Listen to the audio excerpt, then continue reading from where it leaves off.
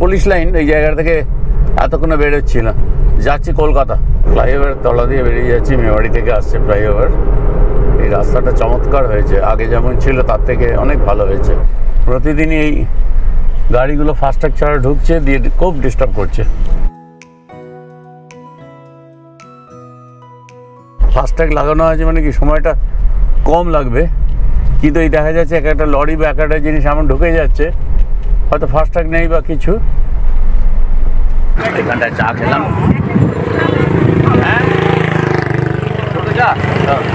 হামসাপ ফ্যাক্টরির সামনে মনিরের দোকানে আমরা চা খেলাম। আপনার চা কেমন হয়েছে? চা ভালো হয়েছে। Dankuni toll plaza. আমার প্রিয় বন্ধুরা, সবেমাত্র নর্থ বেঙ্গল জার্নি করে ফিরেছি। তোমরা দেখেছো গাড়িতে নর্থ বেঙ্গল 21 থেকে 27 মে আমরা ঘুরেছি, তার ডিটেলস প্রায় 11টা ব্লগে দেওয়া আছে। এসেই আমাদের যেতে হলো কলকাতায়। আজকে একটা দারুণ আনন্দের ব্যাপার আছে, সেই জন্য আমরা এই বিকেল বিকেল যাচ্ছি। চলো এগিয়ে যাই। কেন, কোথায় যাচ্ছি গিয়েই বলছি। এয়ারপোর্টের কাছে চলে এসেছি, 2.5 নম্বর গেট, তারপরে 1 নম্বর গেট আসবে। আর এখন কটা বাজে বলে দাও? 6:58। আর আমরা বেরিয়েছি 4:45। উল্টোটাঙ্গা নয়, কেষ্টপুর দিয়ে গাড়ি ঢুকিয়ে দিলাম, কেননা এখান থেকে ব্রিজ দিয়ে গাড়ি পার করে সিটি সেন্টার 1-এ যাবো। ফাঁকায় আজকে একটা পার্টি আছে, বার্থডে পার্টি। আসলে কি জানো, আমার নাতনির আজকে 18 বছর পূর্ণ হলো, তাই এই সন্ধ্যায় এখানে এলাম তার বার্থডে পার্টি সেলিব্রেশন করতে। ভাইকে পাশে নিয়ে সৌমিলি দেখো এখানে কেক কাটবে।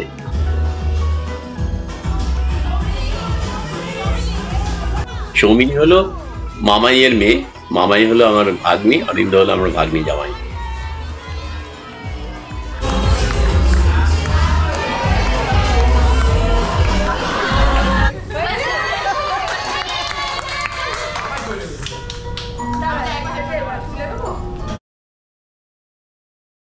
15 জুন রবিবার, 7:55 বাজছে। ট্রিপ এ 155.3 ছিল, 0 করে দিলাম। আমরা বর্ধমানের পথে যাব একটু চন্দননগর ঘুরে। প্রচণ্ড নয় ঠিক, ধীরে ধীরে বৃষ্টি নামলো। বৃষ্টিকে উপেক্ষা করে চলো এগিয়ে যাই।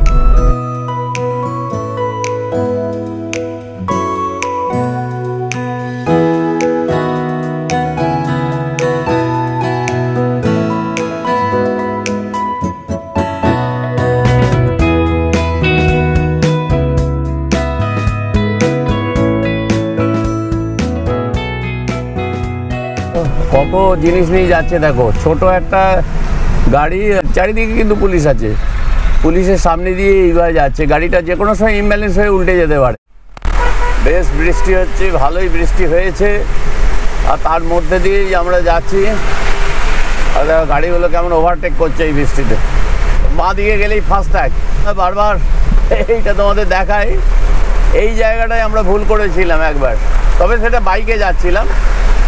আমি যদি এখন গাড়ি নিয়েও বাঁ দিকে নেমে যাই কোনো অসুবিধে নেই, কারণ একটা ফাস্ট্যাগ দিয়ে বেরিয়ে যাব, আমার ফাস্ট্যাগ আছে।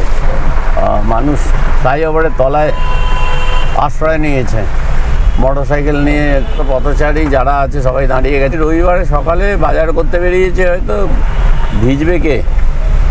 আর ডান দিকে দক্ষিণেশ্বর, আর আমরা উঠে যাব বালি ব্রিজে। শেষ জ্যৈষ্ঠের বৃষ্টির স্নাত রোববারের সকালটা নিবেদিতা বিবেকানন্দ দুটো ব্রিজে ভিজছে, আমার আর কিছু বলার নেই।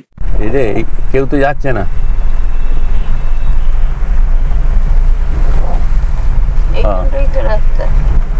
এটাই তো রাস্তা।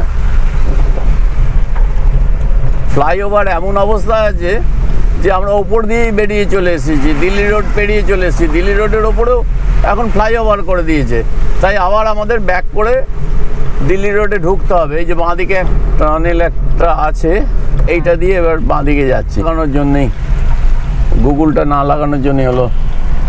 আমরা দিল্লি রোডটা ফ্লাইওভার দিয়ে বেরিয়ে চলে এসেছি, কিচ্ছু করার নেই, অনেকটা রাস্তা চলে এসে এবার আমরা 600 মিটার দূরেই দিল্লি রোডটা পেয়ে যাব।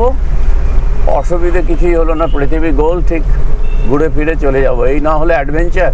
আর বৃষ্টিটা তখন এত জোরে হচ্ছিল, আর পথঘাট এত, ফ্লাইওভার এত হয়ে গেছে। ওই দিল্লি রোডের জায়গাটা একদিকে খুব ভালো হয়েছে, দিয়ে আমরা একদম ডানকুনি টোল প্লাজার কাছে চলে এসেছিলাম। আর গুগলটা অন করা ছিল না, দিল্লি রোডের গোড়ায় ধরতে পারিনি, ওই কিছুটা পেটের কাছে এসে ধরে নিলাম। দিল্লি রোড, ব্যাস এইটাই আমার। হ্যাঁ এই তো আমরা দিল্লি রোডের ওপর দিয়ে যাচ্ছি। আমরা এসে গেছি প্রায় 41.6 কিলোমিটার।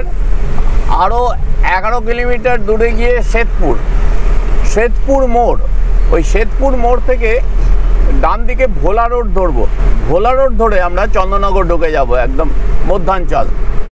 9:15 বাজলো, কিন্তু আশ্চর্য এইদিকে কোনো বৃষ্টিই হয়নি। তো ওপরের বোর্ডটা দেখে নিই, Bardhaman 87 kilometre, Tarakeswar 35 kilometre, Sheoraphuli 3 kilometre ডান দিকে। 47.4 কিলোমিটার হলো আজকে। এখানে চায়ের দোকানে একটু দাঁড়িয়েছিলাম, চা বিস্কুট সব খাওয়া হলো, একটু চাটা খেয়ে আবার বেরিয়ে পড়লাম।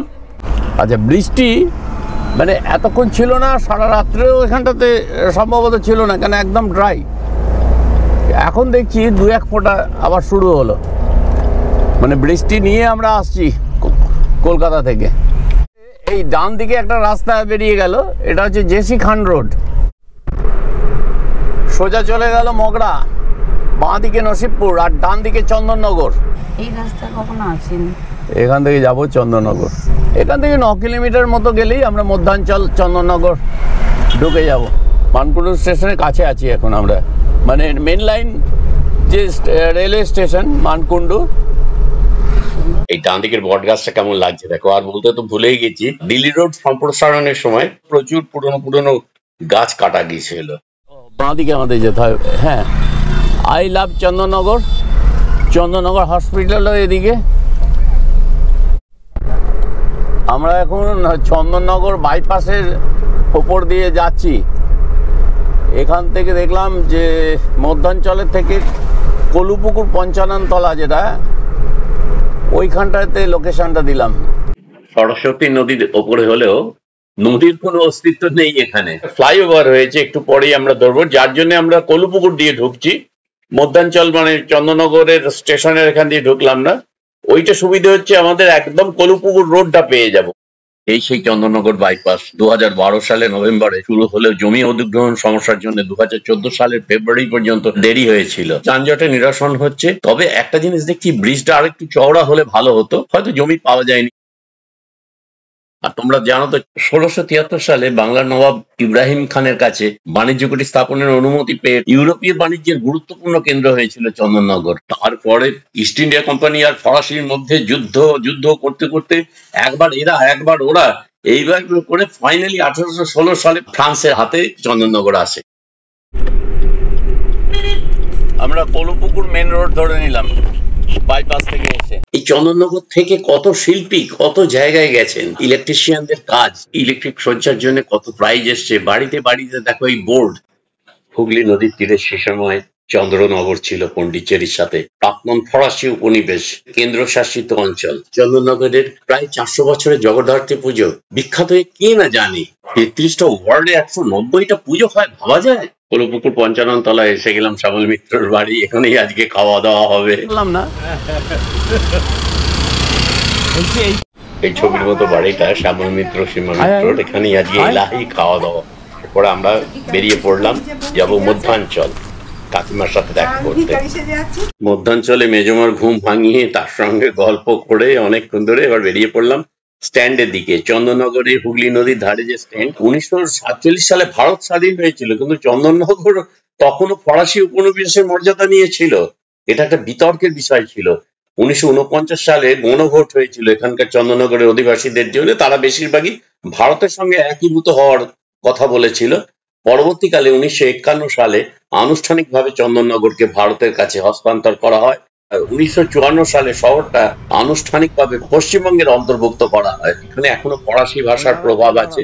এই শহরে অনেক স্কুলেই ফরাসি ভাষা শিক্ষা দেওয়া হয়। ওই দেখো চন্দননগর মহকুমা আদালতের সামনে গাড়িটা রেখে স্ট্যান্ডে চলে এলাম। হুগলি নদীর ওই কোণে কাকিনাড়া, এই কোণটাতে শ্যামনগর। মাঝে হুগলি নদী একটু ধনুকের মতো হয়ে বয়ে চলেছে। আমরা ছবি তুলছি। ওই লঞ্চ ভ্রমণের জন্য আবার পারাপারের জন্য ব্যবহার হয়। চন্দননগরের ঐতিহ্যশালী জগদ্ধাত্রী পুজোর বিসর্জন এখানে হয়। দেখো কিছু কাঠামো পড়ে আছে, ঘাটটা বেশ সুন্দর।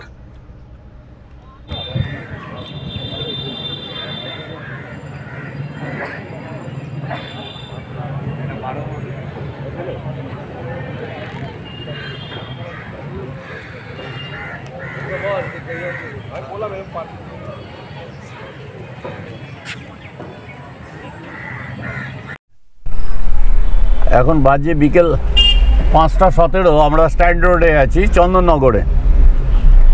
এবার চন্দননগর থেকে আমরা বেরোবো পান্ডুয়ার দিকে। আর সকাল থেকে এই পর্যন্ত 62.6 কিলোমিটার হয়েছে। আর আমরা এখন বেরিয়ে যাচ্ছি স্ট্যান্ড রোড চন্দননগর।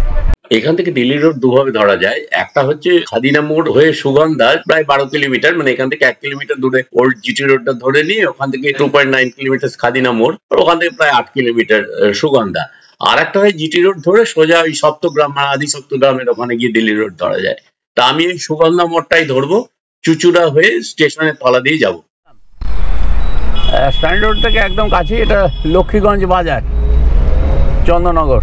পুরনো জিটি রোড যেটা NH2 ছিল সেইটাই ধরে এবার আমরা 3 কিলোমিটার যাই।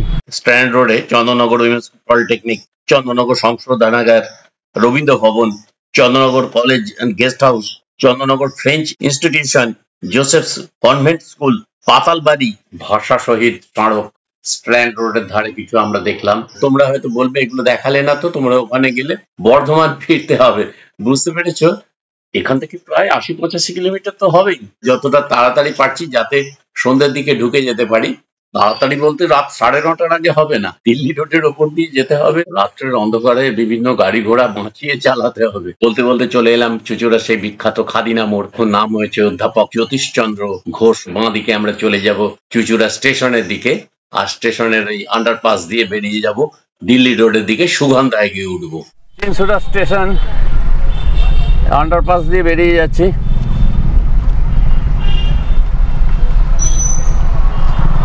এই ওপরেই হচ্ছে চুচুড়া স্টেশন, আর নিচেটা দিয়ে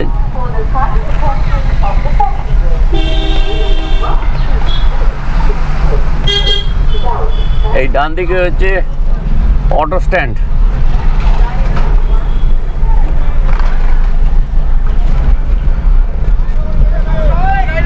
দিল্লি রোড ধরে এই ডান দিকে বেরোলাম।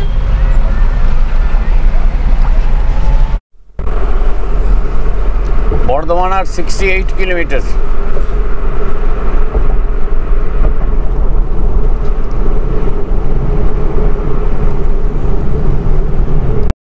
কল্যাণী গেলে এই সোজা গিয়ে ওপর দিয়ে ফ্লাইওভার দিয়ে ডান দিকে বেরিয়ে চলে যেতে হবে কল্যাণী। আর মগরা গেলে স্ট্রেট যেতে হবে। বাঁ দিকেটা ধরলাম না, স্ট্রেট রাস্তাটা ধরে নিলাম। 16 কিলোমিটার। ওটা কল্যাণী চলে গেল। সব থেকে দেখার ব্যাপার আছে, এটা হচ্ছে কল্যাণী এক্সপ্রেস হয়ে চলে যাবে ওদিক দিয়ে কল্যাণী দিকে। আর মগরা এই রাস্তাটা পেরিয়ে, আমরা যে ওদিকে গেলে অনেক ঘুরতে হতো। যাক, আমরা স্ট্রেট বেরিয়ে এলাম, মগরা ব্রিজ পেরোচ্ছি। পান্ডুয়া থেকে বেরোলাম, প্রচন্ড কনজাস্টেড এরিয়া। আমাকে এখন উঠে জিটি রোড ধরতে হবে, মানে রাস্তাটা দেখো। হ্যাঁ ঠিক আছে ঠিক আছে, ওটা চিনি। রাত্রি 7:45 বাজে, আর আমরা 96.2 কিলোমিটার চলে এসেছি কলকাতা থেকে। মাঝে চন্দননগরে হল্ট করেছিলাম, শিমনগর কালীবাড়ি এলাম 101.7। এখন বাজে 8:13, শিমনগর কালীবাড়ি থেকে বেরোচ্ছি। এখানে দেখছো তো কিরকম ভিড় আছে।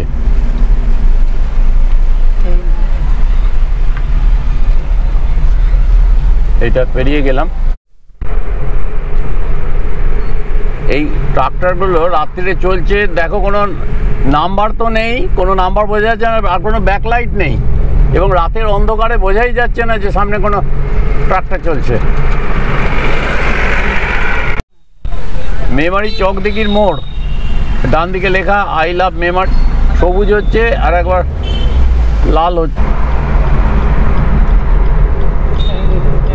এই আমরা একদম দুর্গাপুর এক্সপ্রেস ওয়েতে উঠে গেলাম, আর আমাদের চিন্তা নেই কিছু। বন্ধুরা, আজ সকাল 7:55, মানে প্রায় 8টায় বেরিয়েছিলাম। এখনো বাড়ি ঢুকিনি, ঢুকে যাবো একটু পরেই। ভিডিওটা যদি ভালো লেগে থাকে তাহলে প্লিজ লাইক কমেন্টস করো, আর যারা নতুন তারা প্লিজ স্টাডি রাইডের চ্যানেলটা একটু সাবস্ক্রাইব করে দিও। 146.2 কিলোমিটার হলো আর ঠিক 9টা 27 মিনিট হলো।